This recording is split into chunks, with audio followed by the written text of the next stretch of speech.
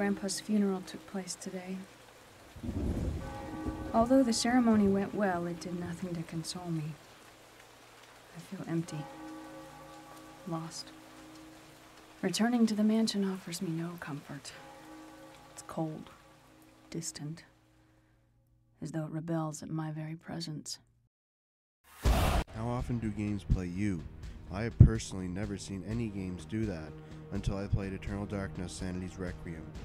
It brings insanity into the mix as a gameplay mechanic rather than just a story mechanic. Can Nintendo actually bring a terrifying, insane, and mature game to the table when all expect kids' games?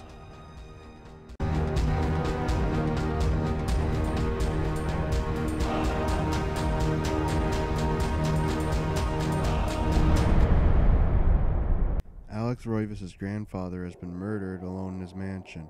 She has been called in to confirm his identity, and she vows to stay until the police find out what happened. While there, she finds a strange leather-bound book in a hidden study. The book is called the Tome of Eternal Darkness, and it holds the stories of many individuals throughout history. Alex reads the book and slowly falls into insanity. The setup of the story is pretty entertaining. It's set up in chapters, with each chapter being a page from the tome, each starring a different character in a different time. Because of this, there's a great variety in weaponry. There is some reused areas, but they are in different times and are never exactly the same. The story itself is also pretty neat as well, involving the ancient gods who rule over power, magic, and insanity.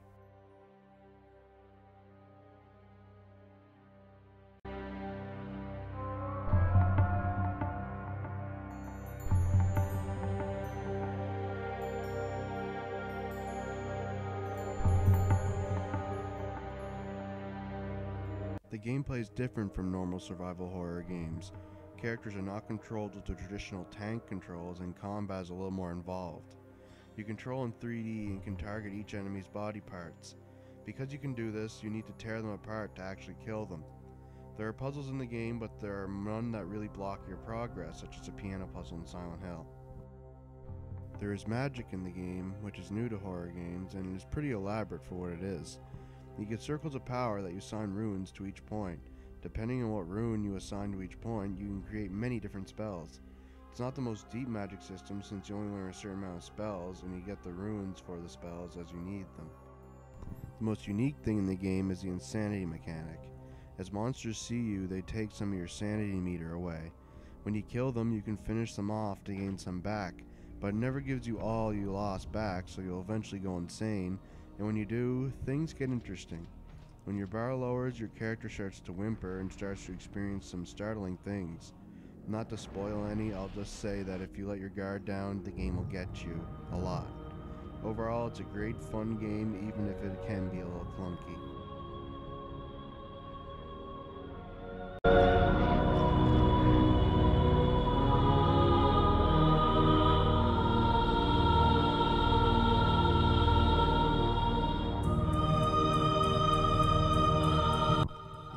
Simply fantastic.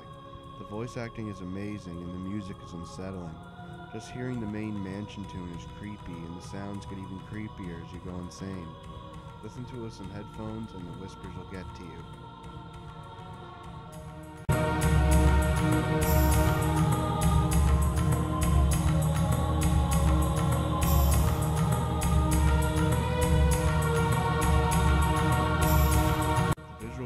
But they can be a little mixed. There are some parts that show the fact that it used to be on the Nintendo 64, but on the opposite side of things, some places look great and have detailed environments. Characters look fine, but the minor characters are noticeably harder to look at than the main characters. Your eyes won't bleed, but they won't do a dance either.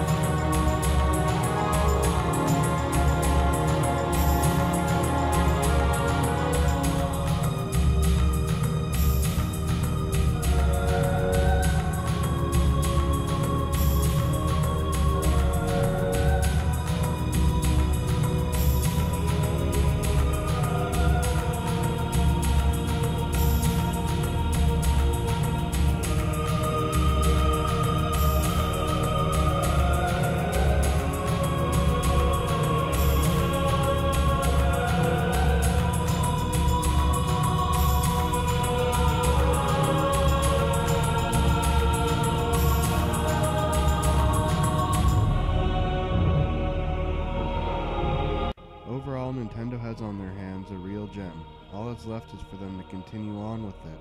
If you own a GameCube or a Wii and are into survival horror games, try to get your hands on a copy of this game. You won't regret it. I award this game an 8.5 out of 10.